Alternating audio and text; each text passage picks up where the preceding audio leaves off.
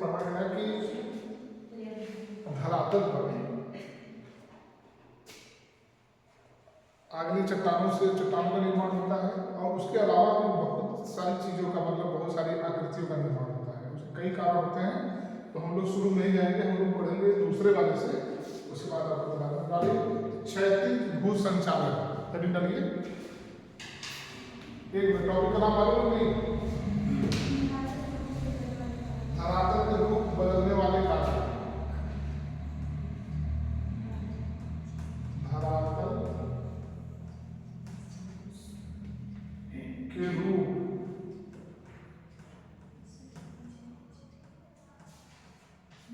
बदलने वाले कारक।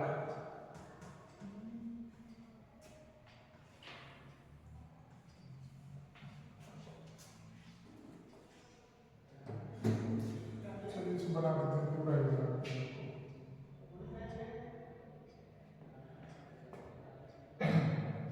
आंतरिक शक्तियां कैसे बनाना है, कैसे बनाएंगे,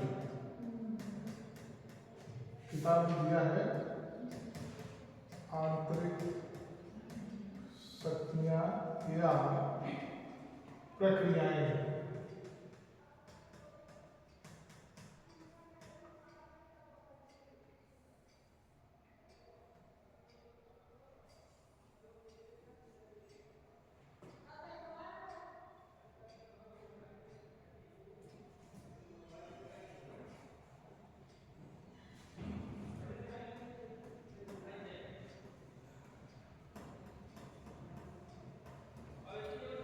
सार्वभौमिक पतन, सार्वभौमिक पतन,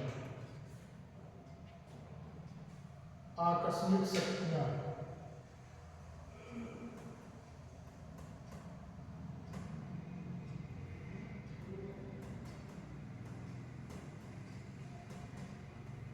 आकस्मिक शक्तियां, इसके भी दो रूप,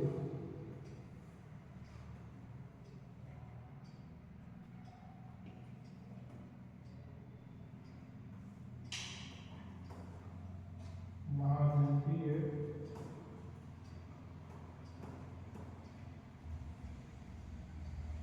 या लंबवत।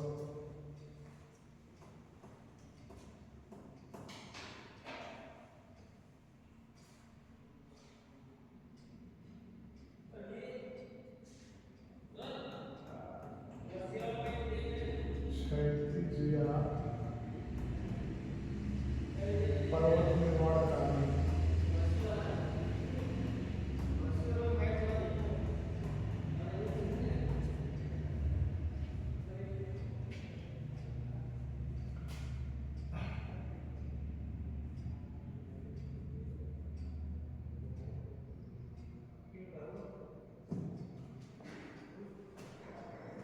इसके भी दो रूप,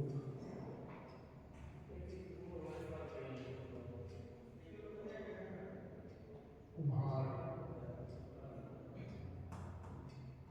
उभार या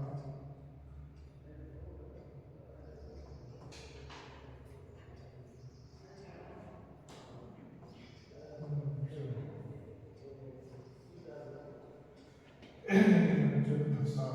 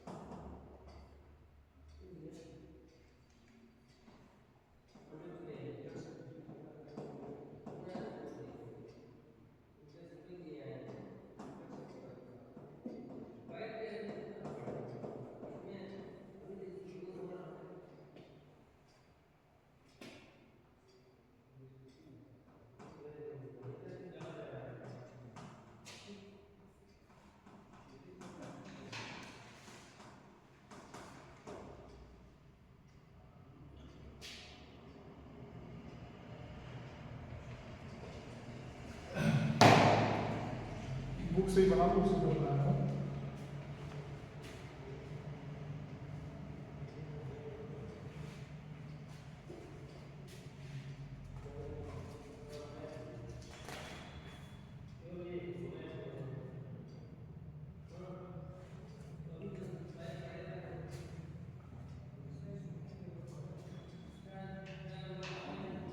हो गया छोटा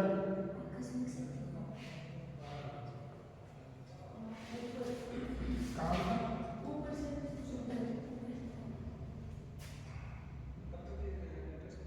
छोटा नहीं है।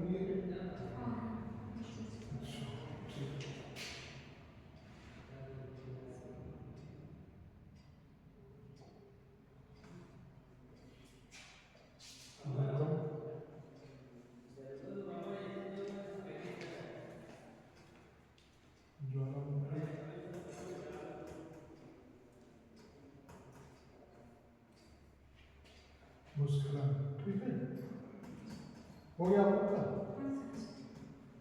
देखिए इसका मतलब ये है कि हमने कल हमने जब आपको बताया था कि जो नदियों का प्रवाह होता है, जो वायु की गति होती है, जो हिमनद होता है, ये चूंकि क्या होती है, इनकी एक गति होती है। इनकी गति से भी हमारे भूतल पर, हमारे भूपटपटी पर विभिन्न प्रकार की आकृतियां, धरातल, इसमें यही पढ़ रहे थे। टॉपिक का नाम क्या है? धरातल के रूप बदलने वाले कारक। मतलब धरातल समतल है या पहाड़ियां हैं तो उसका रूप बदल रहा है। कौन कैसे बदलता है? जब पवनें तेज चलती हैं, मतलब की हवाएं जब तेज चलती हैं, नदियां जब बहुत तेज तीव्र गति से प्रवाहित होती हैं, हिमनद जब बहुत ज़्यादा बढ़ जाता है या कम हो जाता है, दोनों कंडीशन में धरातल की आकृतियां बदलती हैं। तो अब हम लोग ये देखेंगे कि ये जो आंतरिक शक्तियां या प्रक्रिया है, कितने तरीके से कैसे कैसे क्या बदलता है। ठीक, जैसे भाई भूकंप से भी कुछ न कुछ बदलता है, ज्वालामुखी से बदलता है, तनाव, संपीड़न, उभार, धसाव, ये सब शब्दावलियां हैं कि नदियों से धसाव कैसे होता है। ऊपर से जब हमने आपको बताया था कि जब नदियाँ पहाड़ों से जमीन पर गिरती हैं तो उन्हें भ्रंश बन जाता है। याद है नदियों की जो पहली हमने चाल बताई थी, नदियाँ 3 प्रकार की, उनके 3 स्तर होते हैं। शुरू में जो नदी होती है बहुत मचलते हुए चलती है, उसकी जो धार होती है बहुत तीव्र होती है। तो वो जब पहाड़ों पर से नीचे यहाँ पर आती है मैदान में, तो पहाड़ों से जब गिरती है तो जमीन जब गिरती है तो ये खड्ड बना देती है, जिससे हम क्या कहते हैं, महाखड्ड कहते हैं। तो 2 पर्वत ऐसे खड़े हो जाते हैं और नदियाँ बिल्कुल धस जाती हैं। ये भी एक आकृति होती है। तो दरार और ध्वंस, बलन और संपीड़न, उसके बाद भूकंप, ज्वालामुखी, भूस्खलन, इसी के बारे में हम लोग को पढ़ना। हम लोग दूसरी हेडिंग डालेंगे जो दूसरे नंबर पर है, इसी को हम लोग पहला भाग डालेंगे, क्षैतिज भूसंचलन। थोड़ा सा देखिए फिर बता दें। क्षैतिज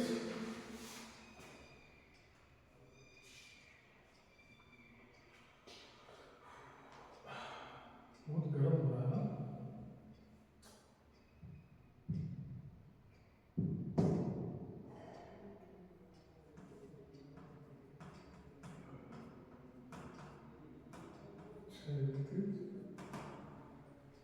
भूसंचलन।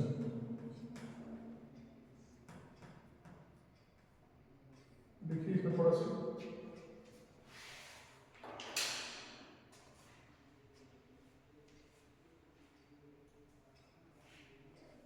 तनाव,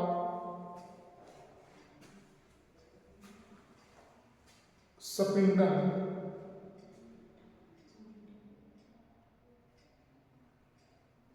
एवं, अच्छा पहले एक चीज समझिए, तनाव और संपीड़न ये क्या होता है?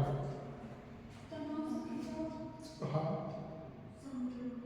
ठीक है, जब इसका मतलब जानोगे तब आप समझोगे। जैसे देखो कोई चीज बिल्कुल कड़ा हो, इसे हम क्या कहते हैं, तनाव। तो इसी 2 चीजें हैं, ये या तो बहुत दिन तक टिका रहेगा या तो तुरंत टूट जाएगा। जो चीज बिल्कुल स्थिर है, कड़ा है, जिसका तनाव है, या तो टूटेगा तो बेकार हो जाएगा, या तो जब तक बना रहेगा बना रहेगा। इसको हम कह सकते हैं सपिंडल, जो क्या होता है लचीला होता है। हम आप खींचेंगे तो तब भी जाएगा, छोड़ेंगे तो सिकुड़ भी जाएगा। तो ये बहुत दिन तक इसका काम ऐसे ही रहता है। लेकिन बहुत दिन का मतलब ये है कि जो चीज़ तनाव में रहता है तो उसकी अपेक्षा उसके परिवर्तन थोड़ा देरी से होता है। क्यों? क्योंकि वो लचीलापन होता है, जिसको हम लोग सपिंडल कहते हैं, उसी को हम लोग लचीला भी कह सकते हैं।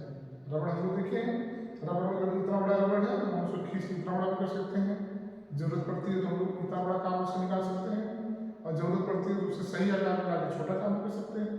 तो उसी तरीके से धरातल पर भी कुछ चीजें ऐसी पाई जाती हैं जो बिल्कुल जिनमें तनाव रहता है। तो तनाव जब रहता है तो अचानक उस पर कोई चीज गिरती है तो टूट के अलग हो जाती है।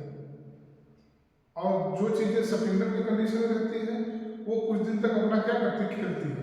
खेलती है मतलब कोई चीज गिरा, रबड़ ऐसे हो गया, फिर अपनी जगह पे आ गया, फिर ऐसे हुआ, फिर अपनी जगह पे आ गया। लेकिन जब बार बार की क्रिया होती है तो वो भी टूटेगा ही। तो तनाव से और सपिंडल से आगे लिखिए, एवं भ्रंश के प्रभाव से, एवं भ्रंश के प्रभाव से भूतल पर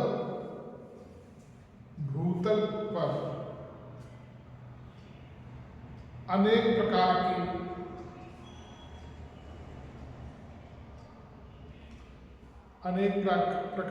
आकृतियां निर्मित होती हैं।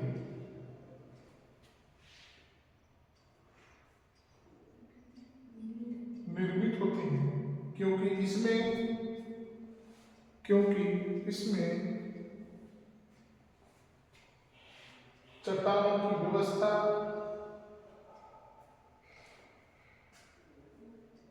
संरचना, चट्टानों की व्यवस्था, संरचना एवं ढाल क्रम पर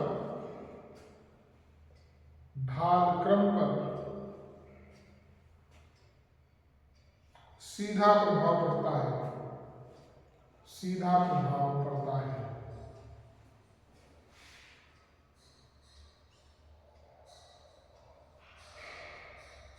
तनाव एवं सपिंडल का प्रभाव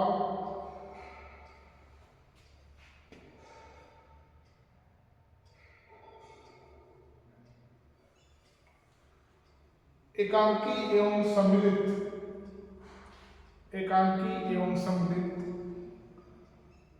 दोनों तरह से होता है।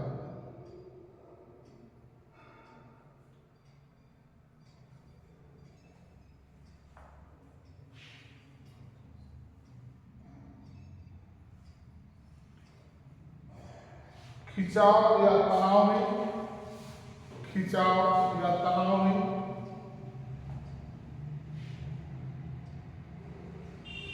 क्षैतिज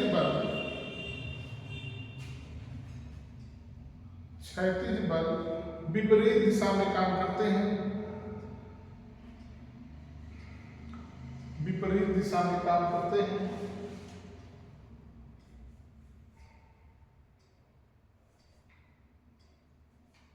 अतः इससे धरातल पर दरारें,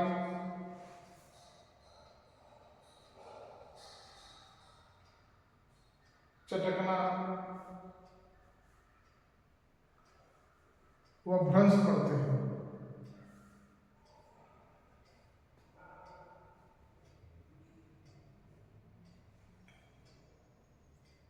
इसका मतलब समझना ये कह रहा है कि जो जिसमें तनाव होता है उसमें जो क्षैतिज बल होता है दोनों विपरीत दिशा में काम करता है। समझिए, ऐसे मान लीजिए कि कोई चीज है, इसमें एक क्षैतिज बल काम कर रहा है। क्षैतिज बल का मतलब ये होता है कि ये इधर खींचना चाह रहा है और ये इधर खींचना चाह रहा है। क्षैतिज कहीं ना बराबर, उधर होता तो ऐसे हो जाता, वर्टिकल अगर होता तो ऊपर नीचे होता। क्षैतिज का मतलब एक होता है क्षैतिज, एक होता है उदर। क्षैतिज जो होता है बिल्कुल समानांतर होता है और उदर का मतलब ऊपर नीचे। ठीक, मान लीजिए कोई चीज है, चलिए हम चट्टान की बात करते हैं।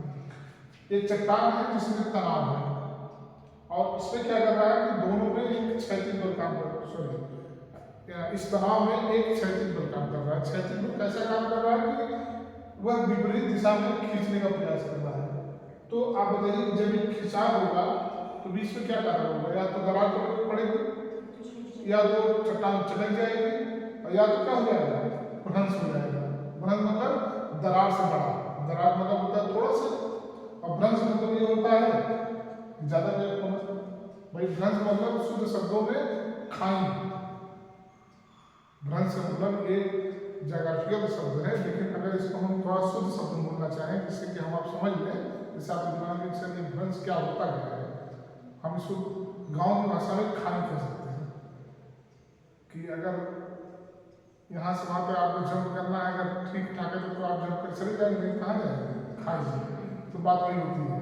भ्रंश वही होता है कि जब दो पहाड़ों का किनारा ऊपर उठा रहता है और बीच वाला हिस्सा धंस जाता है, उसी को हम क्या कहते हैं, भ्रंश कहते हैं। तो ये जो तनाव होता है, इस तनाव से तीन चीजें होती है, एक दरार पैदा होता है, और भ्रंश होता है, और चटकना। तो सीधी सी बात है, बता रहे, बस वही बता रहे हैं। चटकना का मतलब ये हुआ कि चटक गया और उसमें छिद्र ना हो, ठीक। और दरार मतलब थोड़ा, और भ्रंश मतलब ज्यादा। तीनों एक ही चीज है, बस हुआ क्या है कि क्षैतिज बल जब काम किया, थोड़ा सा जब खिंचा हुआ तो चिटक गया। शीशा देखिए, कभी शीशा कभी कभी चटक जाता है लेकिन टूटता नहीं, ठीक। कभी कभी होता क्या है कि बीच से कुछ हिस्सा निकल जाता है, और कभी कभी जब थोड़ा सा बचता है तो आगे निकल जाता है। तो जब चटकता है तो उसी को हम लोग चटकना कर सकते हैं ना, ऐसे तो होगा। तो आप ऐसे समझो कि धरातल पर जो पहाड़ हमें क्या होता है कि हमारे धरातल पर आग्नेय चट्टान और सादी चट्टान और कायांतरित चट्टान, तीन प्रकार की चट्टानें हैं, जिसमें आग्नेय चट्टान क्या है, प्राथमिक चट्टान है। इसी चट्टान से मिलकर दोनों चट्टानें बनी हैं। तो जाहिर सी बात है कि 75% क्षेत्रों पर चट्टानी चट्टान है। हम लोग, आपको लगता है कि हम लोग समतल पे है ना, हम लोग विंध्य पर्वत पर हैं। हम लोग विंध्य पर्वत, जिसको कि विंध्याचल पर्वत भी कह सकते हैं, ये यहाँ से लेके बिहार, छत्तीसगढ़, झारखंड तक ये पूरा पहाड़ नहीं आएगा। लेकिन हमें आपको क्या लगता है, नहीं हम लोग तो समतल मैदान पे हैं, हम लोग भी पर्वत पे ही है। शुरू में जब भूतल का निर्माण हुआ, हमने आपको बताया कि भूतल के निर्माण में आग्नेय चट्टान का बहुत बड़ा योगदान है। उसी आग्नेय चट्टानों का निक्षेपण करके चट्टानों का निर्माण हुआ है, उन चट्टानों का निक्षेपण करके मैदानों का निर्माण हुआ है। निक्षेपण मतलब तलछट। तो इस तरीके से हम लोगों ने उसको पहाड़ को समतल करके हम लोग रोड बना दिए, खेती करते हैं, घर बना दिए, सब कुछ हो रहा है। अभी कौन सा नाम था उसका जो पहाड़ तोड़ रहा था, नहीं वो नहीं, दशरथ मांझी, ठीक। आप सोचो, था तो पहाड़ी रास्ता वहां पर नहीं था, लेकिन उसने क्या किया, तोड़ के रास्ता बना दिया। तो आने वाली 200 साल की पीढ़ी अगर उसको कहेगी नहीं ये तो जीटी रोड बन गया है, तो उनको ये बताना पड़ेगा, नहीं जीटी रोड आपके लिए है। 200 साल पहले क्या था, पहाड़ था, जिसको किसी एक व्यक्ति ने तोड़ मोड़ के रास्ता बना दिया। तो इन चट्टानों में इसके वजह से, तनाव होने से दरारें पड़ी, चटकी और भ्रंश हुआ। उन सब चीज़ों से कहीं कहीं मैदान का निर्माण हुआ, कहीं कहीं कुछ चीज़ों पर। पहले इतना समझ में आ गया कि नहीं, कि जो जिसमें तनाव है, उन तनाव वाली चीज़ों से तीन चीज़ें हमें मिलती है, एक चटकती है, दरार पैदा होती है, और भ्रंश का निर्माण। भ्रंश का मतलब खाई। आगे लिखिए। जबकि सपिंडन या खिंचाव में, जबकि सपिंडन या खिंचाव में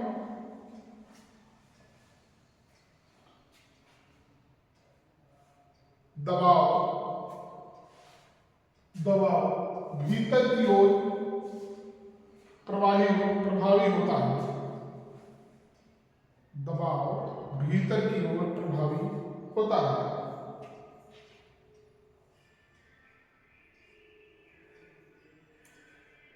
इसी कारण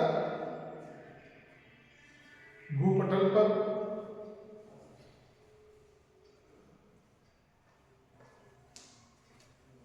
भ्रंश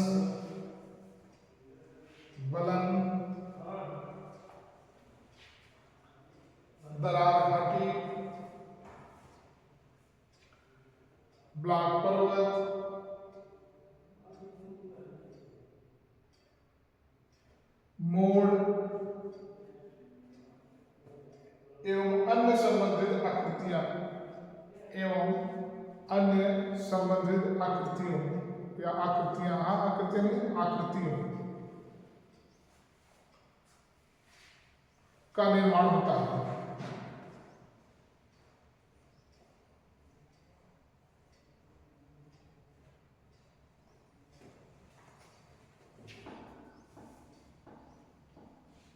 हाँ हाँ तो क्लास में जाना।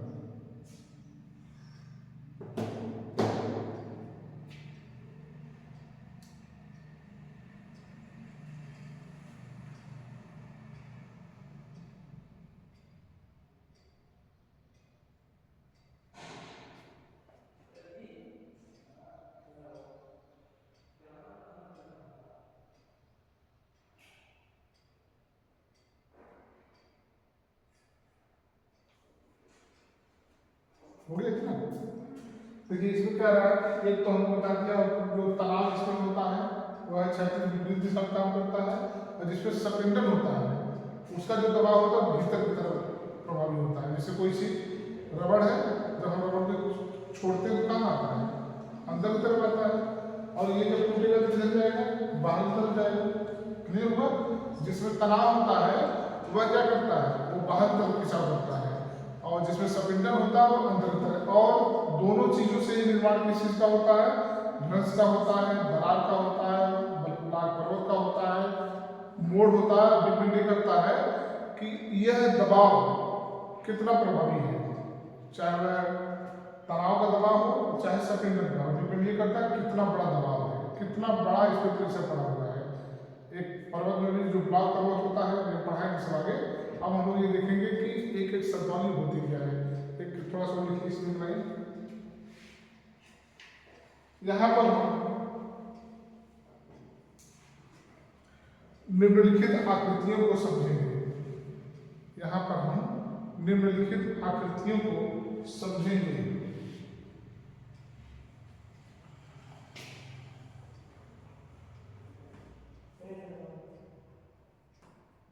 बलन,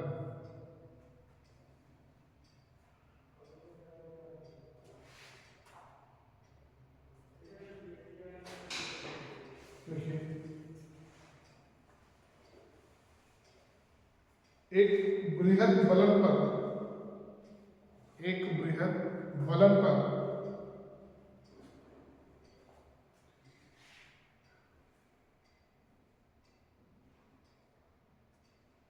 क्षैतिज तल पर, क्षैतिज तल पर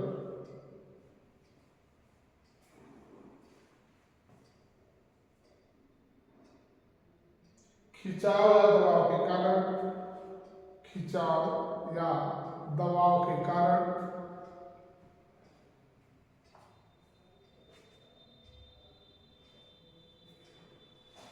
जो मोड़ पड़ता है, जो मोड़ पड़ता है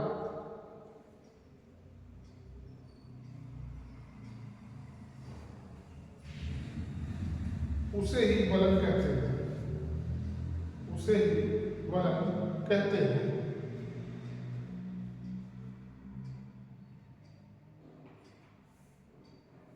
इसमें उभार की, इसमें उभार की अपनति, हाँ अपनति, अब लिख लो अपनति, ऐसे अपनति, उभार की अपनति एवं भीतरी भाग को अभिनति,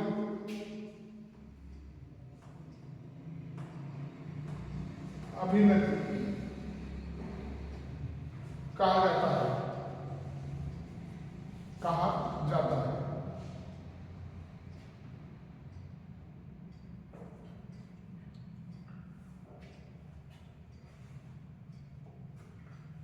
ये समझ नहीं आया होगा ना, नहीं आया, ठीक। देखो ऐसे आप समझो कि जैसे कोई चीज है और अगर वह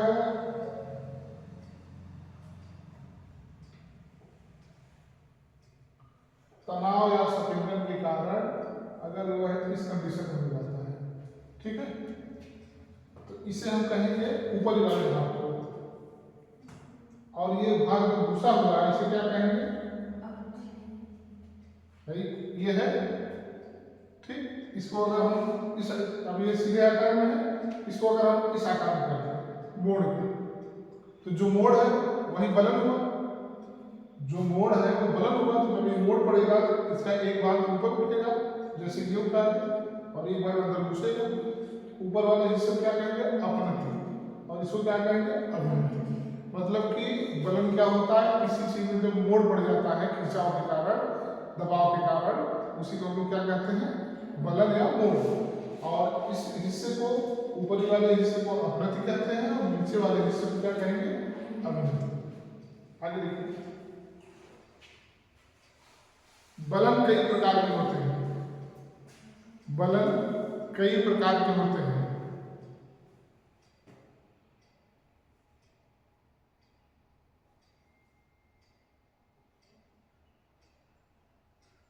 जैसे समान ढाल वाला बलन, समान ढाल वाला,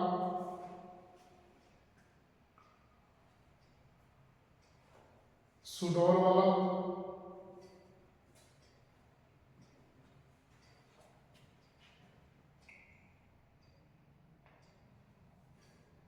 इत्यादि।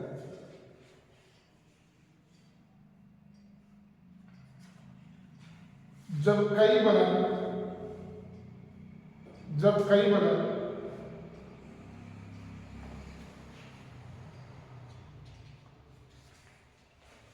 एक साथ मिल जाए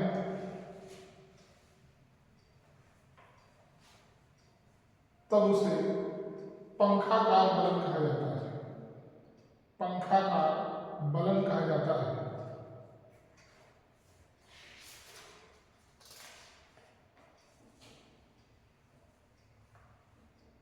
यदि संपीड़न इतना अधिक तीव्र हो कि, यदि संपीड़न इतना अधिक तीव्र हो कि बलन टूटकर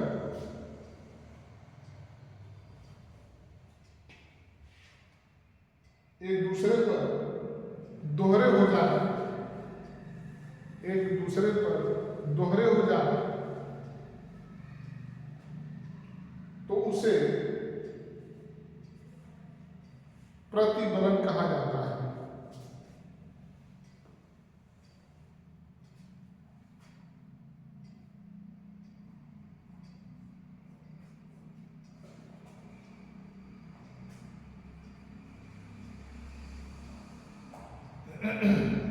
मतलब ये कह रहा है, कभी कभी होता क्या है कि कई बलन पड़ जाते हैं, कई मोड़ पड़ जाते हैं। भाई यहाँ एक मोड़ पड़ गया, हो सकता है उसकी तीव्रता और बढ़े तो यहाँ एक मोड़ पड़ जाए, ठीक है। फिर कह रहा है कि जब संपीड़न इतना अधिक तीव्र होता है, कभी कभी होता है क्या है कि चीज टूट जाती है, और टूटने के बाद यह क्या होगा, एक दूसरे पे चढ़, जैसे यहाँ से आधा हो गया, ठीक, और ये आगे इसी में चढ़ गया, इसे क्या कहेंगे प्रतिबलन। और कभी कभी होता क्या है कि जब कई जगह से बलन पड़ता है, इसे क्या कहा जाता है पंखाकार बलन।